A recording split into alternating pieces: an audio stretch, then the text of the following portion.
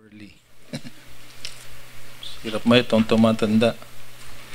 Number one weakness, remembering names.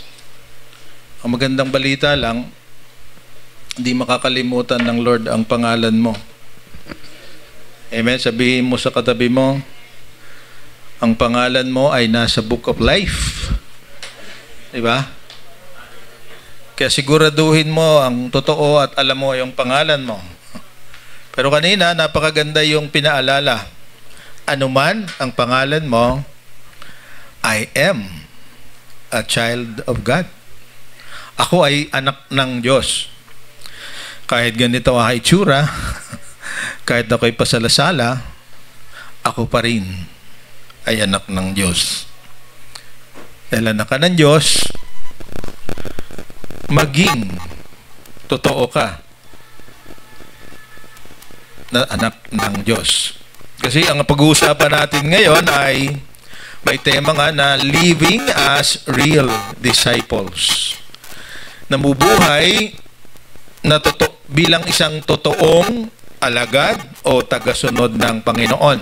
At sa lahat ng mga being changed by Jesus and in this mission with Jesus. So yan ang ating gustong maintindihan. Totoo ka ba na sumusunod? Kilala mo si Jesus? Pangalawa, talaga bang nagbabago? Talaga bang binabago ka? Sparrows.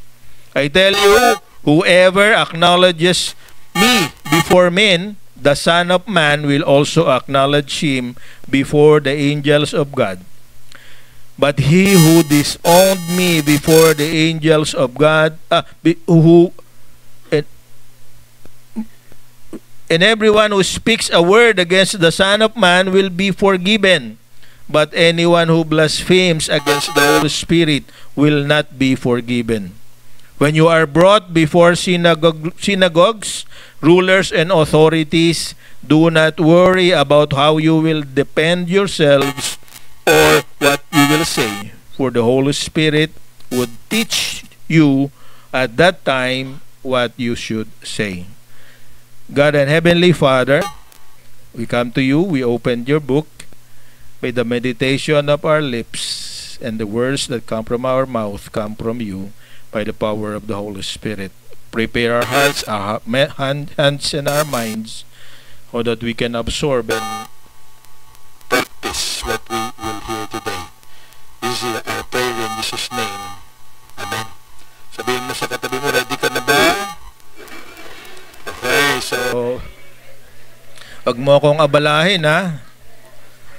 Sabi sa DSE, no cross-talk. Diba? Huwag kang bulong ng bulong sa katabi mo. Mamaya, bibigyan ko kayo ng time para magkaroon tayo ng time para yung... So, i-prepare mo yung gusto mong itanong mamaya. Okay? So, para habang inagawa natin itong conversation na ito, let's focus on what we are talking about.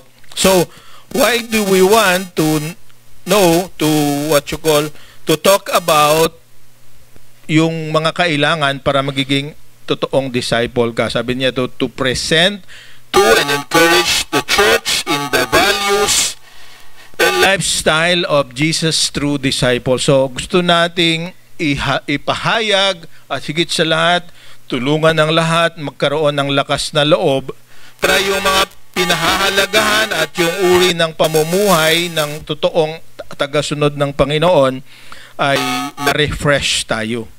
Kasi alam ko na yung ating pag-uusapan ay maraming beses na nating narinig. At sa katotohanan lang, yun yung doon ako hirap na hirap. Yung bang very familiar, narinig mo na ng maybe 1,000 times, tapos lagyan mo ng bagong, sabi nating, twist para maging applicable sa current situation natin at sa ating panahon.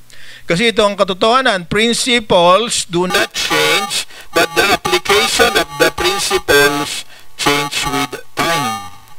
Lalo na sa panahon na ito, di ba, napakabilis ang lahat. Sabi nila, information age.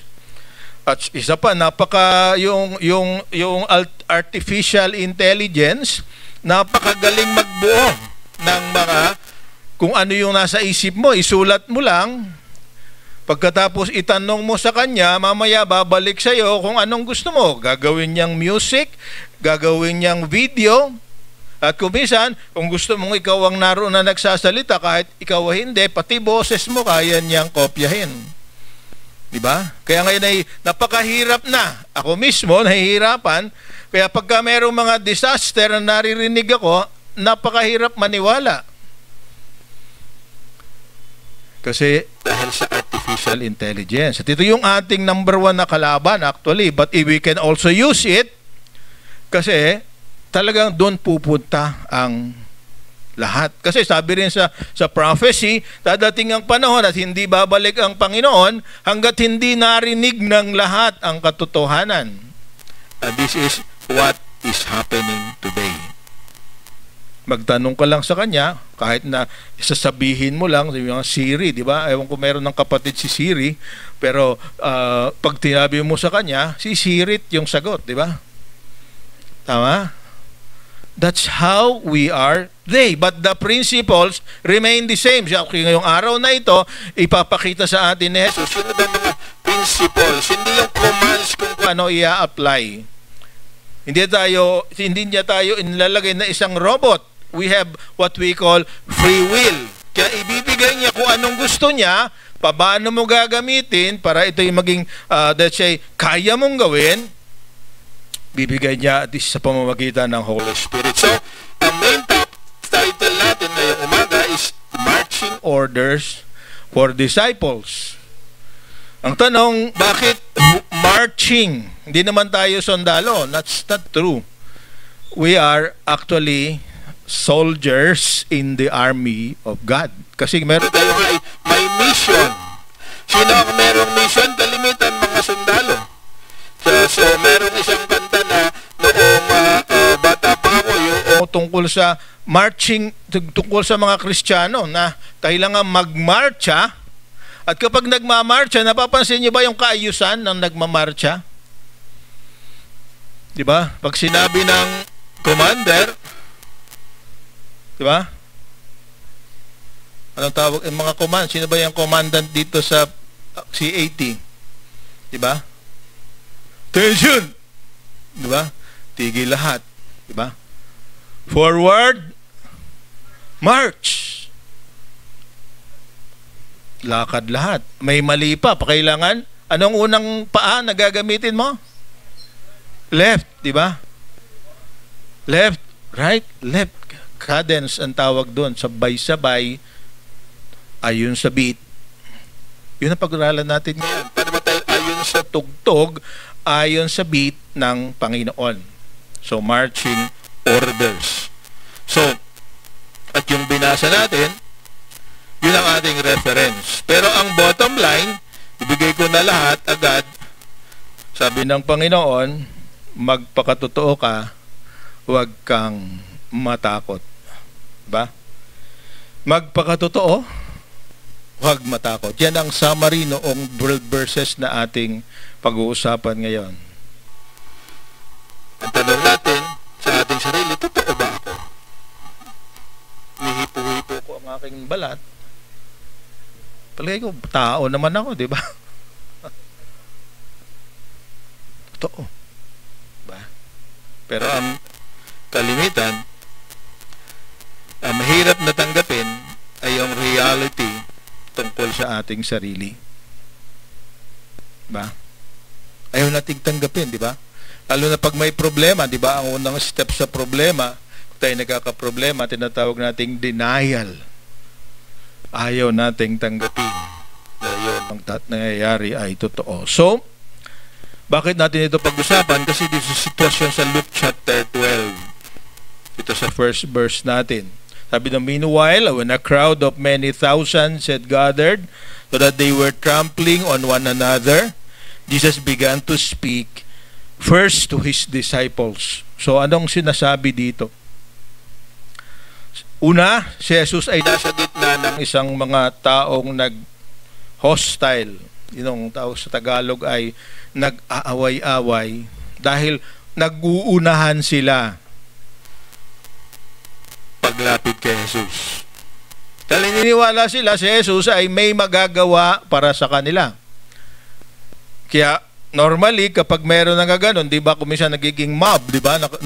Siguro marami na kayong beses na nakasaksi nung tinatawag nating yung crowd na nawala sa control at nagkakaroon ng tawag nito yung riot.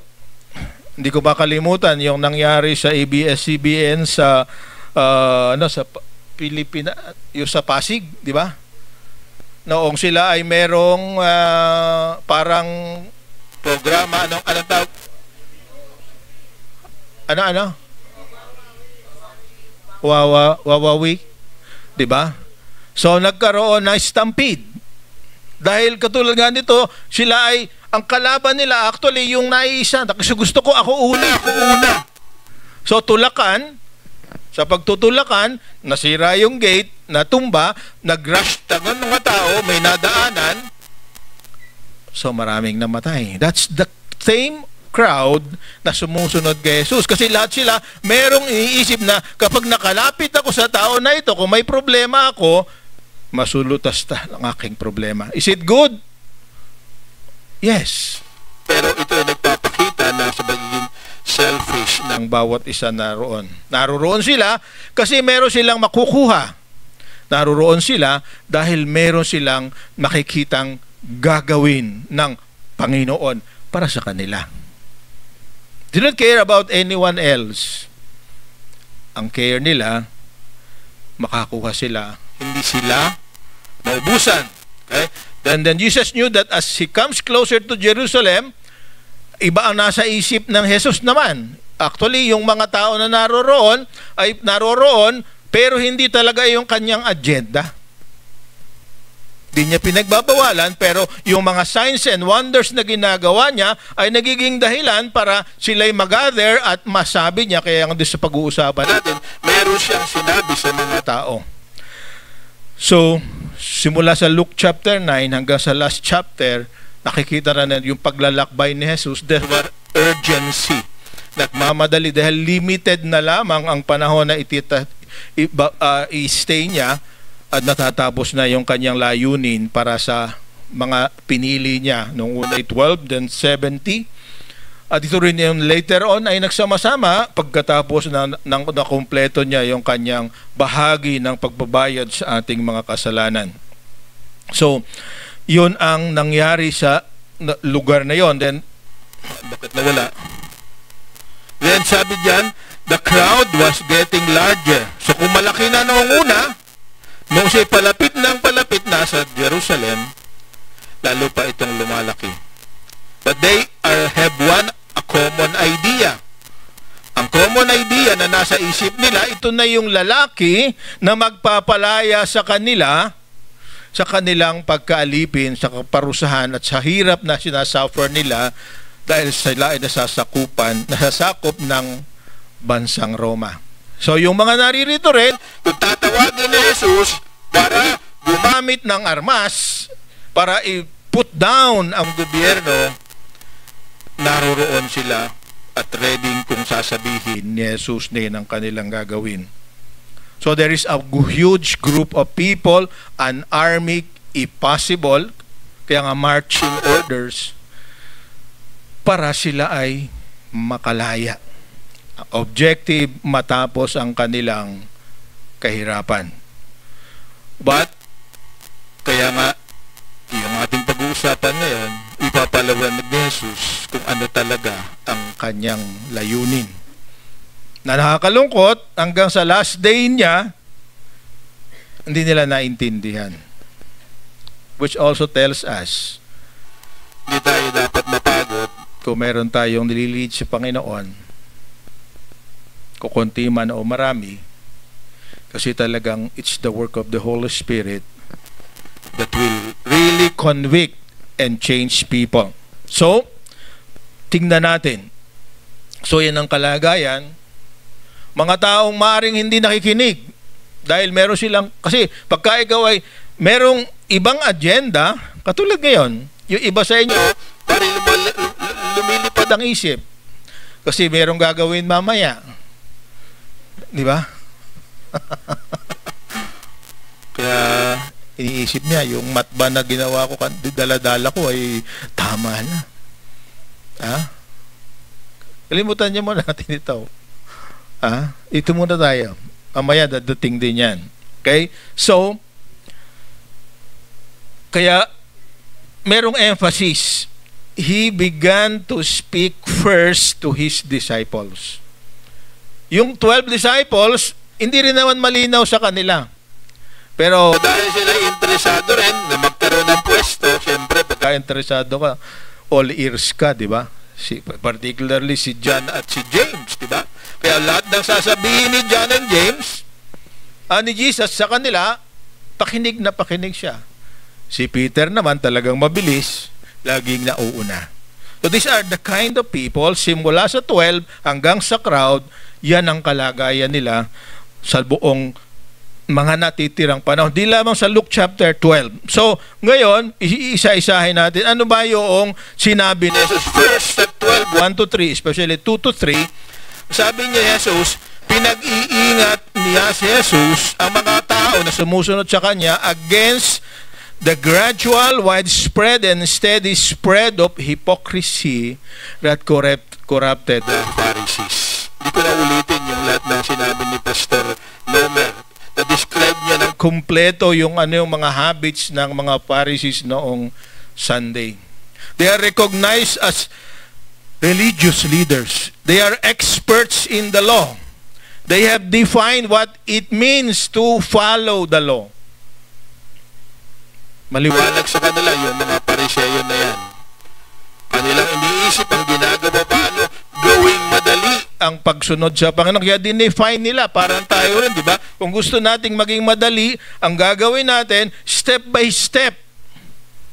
Meron tayong dinidisenyong mga hakbang, tasks na gagawin natin. But Jesus is not like that.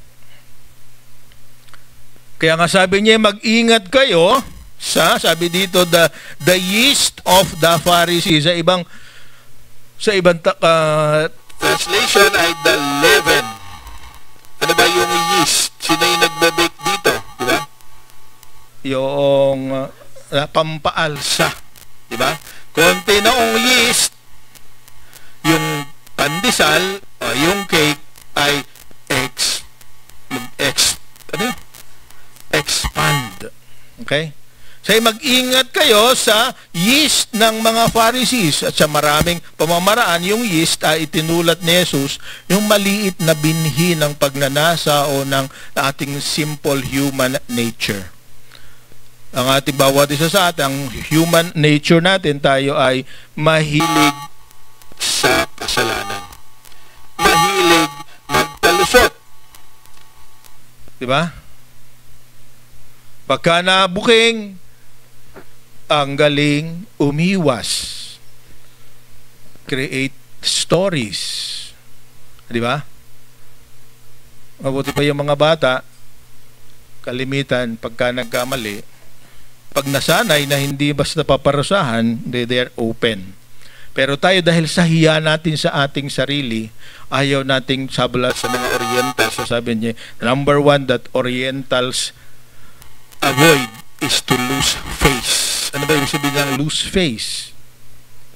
Mapahiya, maging sabi na sentro ng atensyon at higit sa lahat libakin ng iba. So sabi dito ng ating Panginoon, ang kanilang yeast is hypocrisy. So kung anong sa Tagalog, ang hypocrisy sabi ay pagmamataas o pagpapaimbabaw o kaya ay pagkukunwari. Diba? Yung mga bata, okay lang magkunwari. Diba? Kasi sila maglalaro, kunwari. Diba? Lalo na yung mga pinopromote ng mga games ng bata ngayon. Diba? Pretend. Okay, yung mga apo ko, kalimitan yun ang ginagawa. Let's pretend na tayo ay naririto. Let's pretend that we are soldiers. Let's pretend that I am your mother, your father. So, pagka sila yung nagpipretend, anong ginagawa nila? Yung kalimitang modelo na nakikita nila, ginagaya nila. Kaya lang, Nakakalungkot nga, most of the games na nag-i-involve mga kabataan ngayon, it's always about getting over somebody. Talunin ang iba. It's the same thing. Anong goal ng mga Pharisees pabagsikan si Jesus? Dahil nagiging popular sila, si Jesus, at sila naman ay bumabawasan ng popularity. So sabi ni Jesus sa kanyang mga alagad, huwag nyo silang gayanin. Okay? Why? Kasi pag ginayan nyo sila, sabi niya ito, sabi niya, there is nothing concealed that will not be disclosed or hidden that will not be made known. What you have said in the dark will be heard in the daylight, and what you have whispered in the ear, in the inner rooms will be proclaimed from the roofs. So, anong ibig sabihin? Sabi niya, walang mahililihim.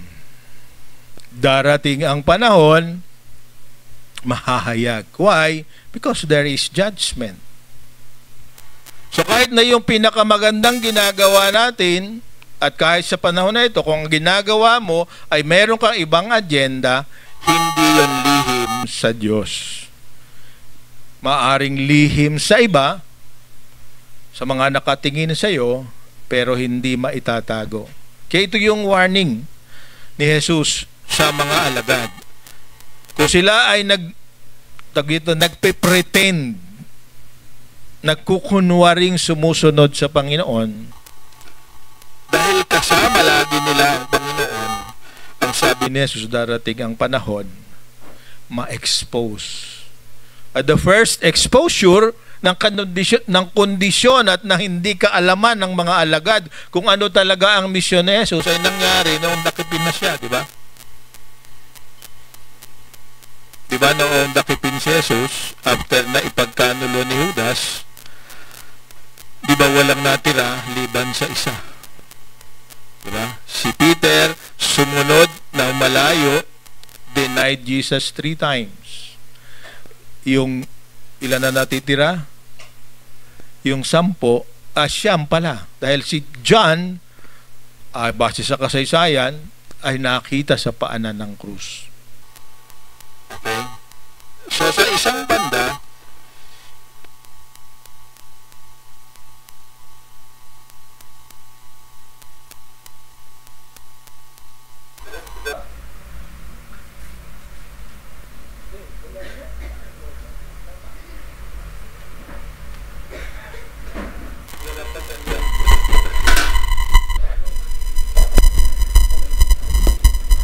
isang banda, kahit na yung 12, they're not pretending, but they do not understand what they are really doing. And most of us, kaya nga meron tayong discipleship, aminin natin, this is the start of learning, kaya tayo kailangang ma-train ay sapagkat kuminsan we do not really understand what we are doing. But we pretend to know what we are doing. Is it bad? Sa tingin niyo? Yes.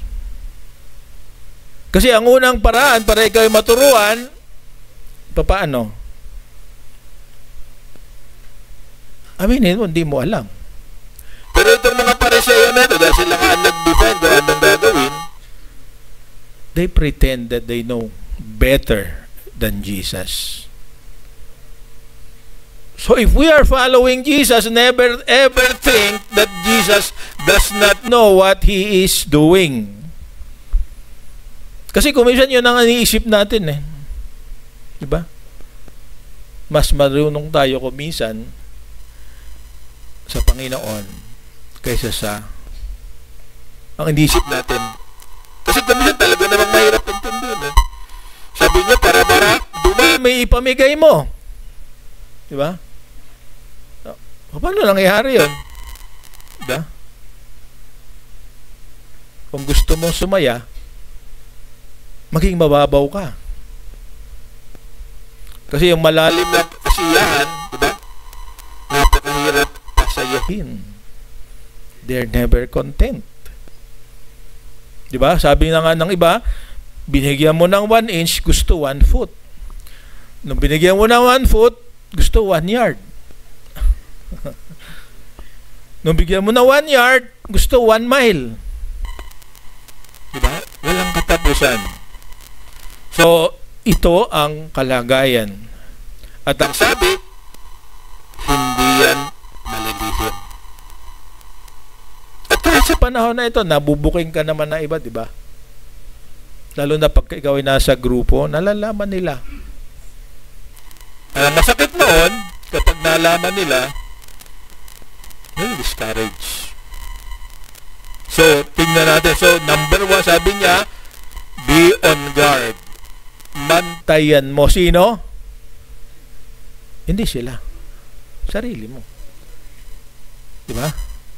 Ang babantayan natin ay hindi ang iba. Ang mali ng mga Pariseo, ang binabantayan nila, hindi sarili nila, kundi yun gumagawa at nag-i-introduce ng mas simpleng pamamaraan para makasunod sa Diyos. Okay, number 2. Ano yung dapat? Ginagamit niya. So, sabi niya, huwag kayo magkunwari na sumusunod dahil lalabas sa huling panahon. Hindi totoo yun. So, number 2, don't be afraid of human beings. Their ability to cause harm is temporal. Fear God who will hold people accountable for their sins for eternity. Right? So, huwag kang matakot daw sa tao. Matakot ka sa Diyos. Dahil kapag ka hindi mo na, sabi natin, hindi mo na attain Yung standard niya, sabi niya ay ang iyong mga ang consequence ay pangwalang hanggan. Okay? So, paano ba natatakot sa Diyos? Anong ibig sabihin ng fear God? Sabi doon sa ibang mga verses, fear God, obey Him. Siyang sundin mo. At ang totoo, bakit sinabi ito? Kasi Talagang kapag sumusunod ka sa Diyos, hindi ka nagiging popular. Amen? Di ba? wala na Kasi yun nga ang sanlibutan, di ba? I have my own way. I will do it my way. Di ba? Pero ang gusto ng Diyos, let's do it His way. When we do it His way, then yung sinasabi dyan, people will not be accountable for eternity. Kasi dalawa nga ang choices, napakaraming beses nating pinag-usapan na to, di ba? Ang ating choices ay sumunod either sa Panginoon o sa kaaway. So we are not actually, there is no sense of absolute freedom. We are free. Our freedom is to choose whom to follow. Sabi sa Joshua 24:15. Choose you this day whom the God you will serve. Sabi ni Joshua. Sabi niya, but as for me and my house, we will serve the Lord. Para sa akin at ang aking sambahayan, susundin ko ang Panginoon. At sumusunod ka pa sa Panginoon, sabi niya, pwedeng merong gawing di mabuti sa iyo ang mga tao sa kapaligiran. Why? Because Jesus knew, even then, that because He is doing the will of His Father in heaven, dadating yun sa point na handa siyang patayin ng mga taong nakikinig sa Kanya. Yung mga naroroon, ay later on tatalikod. sa latter part ng ating history, sabi nga, the same people, crowds of thousands, When He was being tried, sa halip na sabihin, Hosanna to the Son of David, Hosanna to the one who comes in the name of the Lord, nagbago ang lahat. Sa udyok din ng mga Pariseo, ng mga religious leader, ang sigaw na nila, ano yon? Crucify Him. crucify Him. So anong binababala ng ating Panginoon sa mga alagad? There will be times that you will be popular, but you insist on doing what is right, later on they will turn back and be your enemies. Di ba, kumisan, may tolerance din tayo, di ba? Habang naghihintay tayo na baguhin ang ating mga kapatid na dinidisciple natin, di ba, kumisan nagiging lenient tayo. Kasi sinabi ni, hindi pa tapos ang Holy Spirit sa Kanya. Kaya ayaw din natin ng disciple maker na wala ka ng panahon na nating magpahinga. Diba? Kaya nga itong ginagawa natin, we want to prioritize the relational discipleship. Kaya lang lahat ng mabuti kapag na-misuse, nagiging, sabi nga, anything that is good becomes a poison, a toxin when abused. Naniniwala ba kayo doon? Diba? Katulad din sa relasyon ng mag-asawa, naging masyadong tolerant, naging masyadong patient. So, nangyayari ko minsan sa halip na mabago, nawawala ng disiplina, pero dahil ang kinatatakutan, baka naman masaktan, baka naman hindi na matanggapin. Tama naman yon. But to what extent? Diba? Sabi ng mga apostles sa Acts chapter 4, nung sila'y nagngangaral, there will come a point when you have to decide, sabi ni John at ni Peter sa mga pumipigil sa kanya, we would rather obey God than men. Why? Because God, sabi diyan sa ating verse, has authority and has power to throw you into hell. Sabi verse 5. Fear him who after killing of the body has power to throw you into hell. Yes, I tell you, fear him. Dahil siya ay hindi naman siya nananakot. Ang totoo, sabi napakaganda yung sabi nating pangbalanse na sinabi ni Jesus. Sabi dito, yes, sabi niya, are you not 5 sparrows sold for 2 pennies? Yung mga maya o ibon. Sabi niya, napakaliit ng halaga nito. 2 kusing, di ba? 2 pennies. Pero sabi niya ng ating Panginoon sa mga alagad, huwag kayong matakot dahil hindi kayo pababayaan dahil you are more worthy to Him than the birds of the air. Di ba? At ang sabi nga ay, sabi sa verse 7, the very hairs of your head are all numbered. Kaya hindi yan nalalagas na hindi na monitor ni Lord. Okay? Lalo na kung wala nang mabibilang, hindi wala nang malalagas, 'di ba? Nakakainggit ko minsan 'yon. O 'yun, nagtanggal ng sombrero, 'di ba? Wala na siyang problema, wala nang lalagas dahil wala nang natira. Pero noong bago na ubos 'yan, alam ni Jesus, 3 na. Meron nga ako nabasa na isang kwento, may cancer. Tapos hindi siya nawawala ng pag-asa. So, first month ng kanyang cancer, marami-rami pa yung kanyang buhok. But every day, sabi niya, praise the Lord. Okay? Naging 5 na yung kanyang buhok. Sabi niya, praise the Lord. Meron pang 5. Nung nag-iisa na, sabi niya, praise the Lord. Iisa na. Nung naubos na lahat, sabi niya, praise the Lord. Wala nang shampoo. Okay. It's a matter of attitude.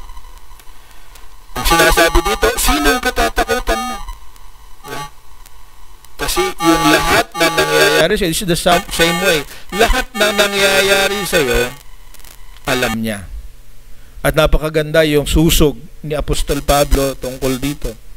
Sabi sa 1 Corinthians chapter 10, sabi niya, hindi kanya ilalagay sa sitwasyon na ikakasira mo permanently. Hindi ka susubukin sa mga bagay na hindi mo kayang lagpasan. But that's conditional kung sino ang kinatatakutan mo. Amen? Tandaan natin yun, ha? Kasi baka sabi niya, kahit anong gawin ko, pwede na, maging reckless na ako. Kung papatakbo ko ng sasakyan, gawin ko lang gusto ko dahil I will take care of you. Di ba? Di ba? Yung mga motorcycle riders, di ba? Ang tawag niyo, anong tawag niyo? Ha? Kamote riders. Later on, magtatanim talaga sila ng kamote. Di ba? Pag na-disgrasya na. Di ba? Kasi if you stay in the will of God, ito ang sinasabi ni Apostol ni ng ating Panginoon. Huwag kayong matakot sa kanila, pero umasa kayo, kasama ninyo ako, pero it's not what you call a license for recklessness. Okay? Pangatlo, nautos ng ating Panginoon, sabi niya, openly affirm Christ and follow His teachings as a rule of life. Hayagang patunayan natin, i-acknowledge niya, acknowledge me before men, the Son of Man will also acknowledge Him before the angels of God. Dadating ang panahon. Nasabihin sa iyo ng ating Panginoon, well done, good and faithful servant. Why? Because you feared Him more than you feared men. Siya ang tinatakutan mo, di ba? I-affirm niya, ihahagayag niya sa buong mga kapulungan. Nasabi niya, ikaw ay naging tapat na lingkod ng Panginoon. He will acknowledge you. Pero sabi niya, but he who disowns me before men will be disowned before the angels of God. Yung kabaligtaran, ganun din ang mangyayari. At ang totoo, yung automatic, okay? Condemnation. Sabi sa Romans chapter 8 verse 1, there is no more condemnation for those who are in Christ Jesus. Merong karunog, who does the will of the Father. Okay? So mas tandaan natin, affirm. How do you affirm? You do not go with the crowd. You do not go with the worldly flow. Ito ang kalakaran eh. Di ba? Kaya mga kontraktor napahamak dahil sa kalakaran. Di ba? Ito ang kalakaran. Ito yung tinatanggap ng tao. But they have not forgotten. They have forgotten that there is a power. Kaya nga salamat sa mga lahat ng nangyari na expose na. Although wala pa halos nangyayari, expose pa lang. But kahit na walang mangyari sa lahat na nangyayaring hearing at kung ano pa ngayon, huwag natin kalilimutan, there will be a day. Then they will receive what is due them. Because sumunod sila sa kalakaran. Amen? So makita natin, openly affirm, at pinakahuli, sabi niya doon, do not worry about confessing Christ before men. Sabi dito sa 11, when you are brought before the synagogues, rulers, and authorities, do not worry about how you will defend yourselves at what you will say. Ito nakakapagtaka di ba? The disciples will present themselves and will be persecuted by the church itself, the synagogues. Because yun nga, gumawa ng sariling batas ang mga Pariseo at mga teachers of the law. Ang application ng law ay naging napakabigat. Kaya nga sabi ni Jesus sa Matthew chapter 23, woe unto you. Pinahihirapan nyo yung mga tao sa mga bagay na hindi nyo rin kayang gawin. So for us leaders, mga kapatid, tandaan natin, huwag nating ipagawa sa mga tao na inaalagaan natin yung mga bagay na tayo mismo hindi naman natin ginagawa. Intentional. Ang pagiging intentional, medyo mahirap. Napakadali yung sumasabay ka na lang, pero yung ikaw ay babago ng landas at dadaan sa tamang landas, kung minsan makakalungkot dahil kung minsan wala nang sumusunod sa iyo. Why? Because you are on the right track. Kaya nga sabi rin ni Jesus, malawak ang daan para sa kapahamakan, pero makitid ang daan sa kaligtasan, sa tamang daan. Diba? So do not worry. Sabi dito about confessing Christ before men. The Holy Spirit will guide and protect. Kaya lang ito nga isang bagay dito, medyo naabuso rin ito. Di na lang ako magbabasa, hindi na ako mag-aaral kasi sasabihin naman ng Holy Spirit. Sasabihin ko. That's not what it is being said here. But because ang Holy Spirit, kung talagang nasa iyo, you will actually be led to seek the Word and to have conversations with God. Ano ba yung conversations with God? Prayer. Paano mo malalaman ang sagot sa iyong prayer? Ang answer, naririto. Kaya pag ikaw hingi lang ng hingi, at hindi mo hinahintay ang sagot ng Panginoon, hindi mo tinitignan dito ang sagot ng Panginoon, hindi mo maririnig ang sagot niya. Kaya pagka hindi mo narinig ang sagot niya, nagtatampo ka, ayaw ko na, lalat, pray ako ng pray, wala naman nangyayari sa buhay ko. Diba? Meron nangyayari. Diba? At tayong nag-iisip na walang nangyayari because it is according to His time and way. So kaya nga sabi, seek first His kingdom and His righteousness, and all these things shall be added to you. So, in summary, para maiksi lang, tandaan natin ito, beware hypocrisy, fear God, confess Christ. Hindi sarili mo, papahayag mo, di ba? Good testimonies are good. Pero ang testimony dapat ay for the glory of God. Not to brag, not to tell about what you have accomplished, but what God has accomplished in your life. Ba? Kaya nga kung minsan, gusto natin ang testimony na lang natin ay doon sa small groups. Kasi pagka yung testimony ay dito sa karamihan, kung minsan ito ay nagiging dahilan pa ng discouragement ng iba. Lalo na pagka yung nagte-testimony, sila lang ng sila. Bakit sila na lang yata ang pinagpapala ng Diyos? Di ba? So, ang encouragement na testimony should be done in small groups. So kapag tatapos, makibasa nga natin yan. 1, 2, 3, go.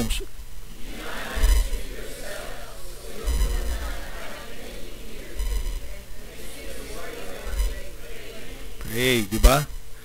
Huwag mong dayain ang sarili mo. Kasi pag totoo ka sa sarili mo, wala kang dapat ikatakot. Kasi ang una-una, kung ikaw ay na kay Kristo, ang totoo ay ikaw ay hindi na nabubuhay sa inyong sarili. Sabi sa Galatians 2:20, di ba? It is not I, but Christ who lives in me. If Christ lives in me, hindi ako dapat matakot dahil sigurado kasama ko siya. Pero kung minsan, yun nga, yung nasusunod natin pag-uusapan dito, nag-aalala ka pa rin.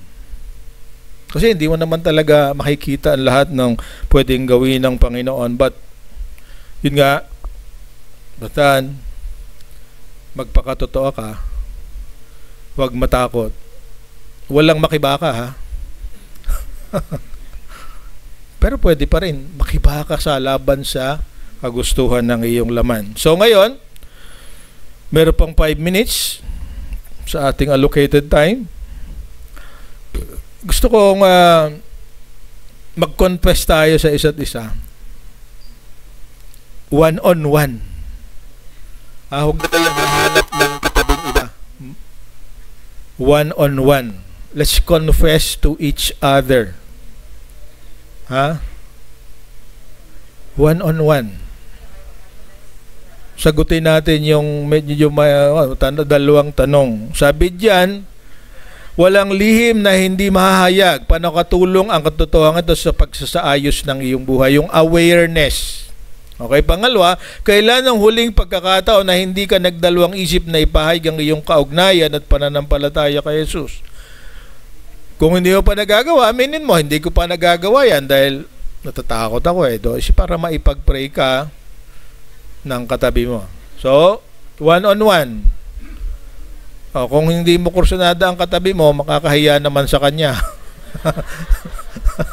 So, kung odd number, yung nasa likod mo, basta humanap ka ng kapartner, o si Jules, hanap na ng kapartner, umalis yung katabi mo, huwag mong kausapin yung Silya. Okay? Hanap na ng katabi, I'll give you 5 minutes para pag-usapan to. Okay? Be honest, ha? Magpakatotoo.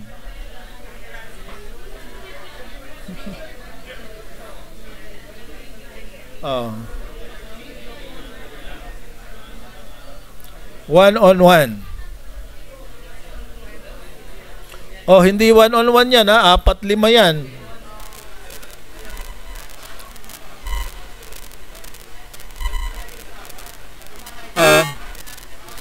Hanap ng katabi si George. Walang katabi, George.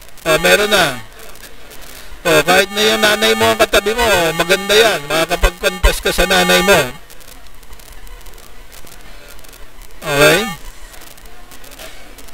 Sige, isama mo yung isa dyan.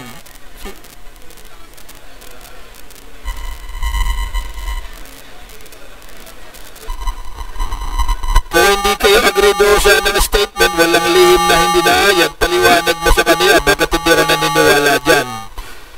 Pero kahit ano sabihin mo, talagang mangyayari yan. So use I statements, ha, hindi yung kung anong sinagawa na iba. Kaya nga tanong diyan personal. So bago kayo matapos, last 3 minutes ay find time to pray for each other. Okay, so sa mga hindi pamilyar sa ginagawa natin, gusto kong malaman nyo na ito ay ginagawa natin dahil hindi nga tayo, we do church differently than what we used to. Hindi tayo nagpupunta rito para makinig lang, kundi para mapakinggan din. At yun nga, makilala isa't isa because we are a family. Kasi kapag tayo ay magkakilala at meron tayong kaugnayan sa isa't isa, yung sinasabi na magpakatotoo ka, huwag kang matakot, ay mas madaling nangyari. Kasi alam mo, kung nararanasan mo, ay pwedeng nararanasan din nila. At kung nakikita mo na siya naman ay buhay pa at maayos pa ang buhay, then meron kang pag-asa. Kasi kung minsan ang problema natin, parang wala nang pag-asa dahil parang ako lang ang ganun. Dito sa ating ginagawang relational discipleship, pinakikita natin, there is no one unique in experiences. Everyone is unique as a person, pero yung dinadaanan ng isa ay katulad din ng nararanasan ng iba. At dahil doon, hindi tayo kailangan lumayo. Within our body, within our family, there is somebody na makakatulong sa atin. Madayo po tayong lahat. Let's close our conversation today in prayer. Tayo magpasalamat dahil naniniwala ako yung interaction ninyo sa isa't isa, na-release mo yung questions na daman mo at ipagpe-pray ka ng tao na yon at ng buong mga naririto para yung mga tanong na mahirap sagutin, makasumpong tayo ng kasagutan. Salamat, Panginoon. Ama naming nasa langit, na natagpuan ng iglesia na ito ang tunay na pamamaraan na katulad ng ginawa mo sa mga alagad. Nagsasalita ka sa maraming mga tao, pinapahayag mo yung mga prinsipyo, patakaran ng pamumuhay. Subalit kapag ikaw ay kasama na ng iyong mga alagad, yung mga tanong nila at yung mga hindi nila naiintindihan ay naika-clarify mo sa kanila. Kami rin, Panginoon, mapalad kami na mayroon mga tao na bigyan mo ng malasakit para sa amin na naririto sa bahay-sambahan na ito, na handang palakasin kami at kung kami naguguluhan ay tulungan kami mag-isip upang yung kaguluhan namin ay mabawasan at yung pasanin namin na aming dinadala ay merong kasama na maaari naggumagawa ng bagay para matulungan kami o kaya nananalangin para sa amin at kasama namin. Salamat, Panginoon, na binigyan mo kami ng mga tao para matutunan din ang bagay na ito. Kami ngayon ay isang sambahayan, isang household ng pananampalataya na pinipilit naming maging natutunan na mahalin ang isa't isa, tulungan ang isa't isa. And Lord, nawa ay bigyan mo ng karunungan ang iyong mga anak, lalo na ang bawat isa na naririto, to contribute to the welfare and to the hope and encouragement ng iba. Lahat ang mga naririto ay mayroong mga pasimula sa kanilang buhay. Maaaring nagsikap at maaaring minatutunan sa pagsisikap, naway makaroon kami ng pagkakataon ng pamamaraan na itinuro mo sa amin kung man ang kalagayan namin ay maiangat namin ang pag-asa ng iba, Panginoon. Lord, we want to live like true disciples, totoong tagasunod mo, Panginoon. Kaya aking hinihiling sa pamamagitan ng iyong anak na si Jesus at sa kapangyarihan ng Espiritu Santo, touch all of us, Lord. Alisin mo yung hiya namin sa isa't isa. Naway maging open kami, transparent, vulnerable, para kami ay maging handa na para matulungan at makatulong sa iba. You created us as a family, iba-iba ang bahagi, iba-iba ang kakayanan. Pero hindi ka nagkamali, Panginoon, na dinala mo kami sa lugar na ito. Isang simbahan, isang iglesia na ang layunin kung saan man kami makarating, we will make disciples. Salamat po sa opportunity, sa pribilehyo ng iyong pagtawag. Bless us, Lord, and bless us indeed. In Jesus' name.